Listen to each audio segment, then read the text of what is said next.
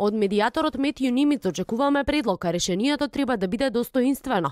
Предлог немаше воопшто на маса. Одлучивме да го охрабриме Нимиц што е можно побрзо. Може би уште идната среда да излезе со една првична рамка што ќе даде надеж за суштински напредок, вели шефот на македонската дипломатија Никола Димитров во интервју за телевизија 21. Ме загрижува дека времето што го имаме со оглед на европската агенда не е долго, а планината е висока. И двете страни имаат право да го користат и терминот, и името, и изведениците во различни контексти.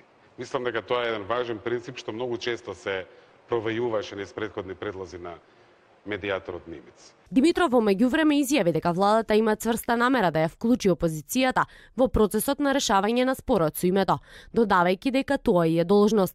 25-годишниот спор за името, според вчерашните најави на Димитров, во интервју за Reuters се решава преку работните групи.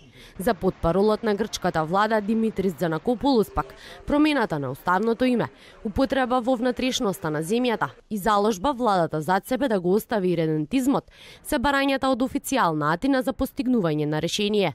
Коментирајќи го прашањето за спорот, грчки Катемерини пишува: очигледно е дека напорите за решавање на македонското прашање ќе бараат вешто маневрирање, како дома, така и на меѓународна сцена. Имајќи ги предвид црвените линии, емоциите и конфронтирачката реторика со која се карактеризира политичката дебата, сигналите не се добри.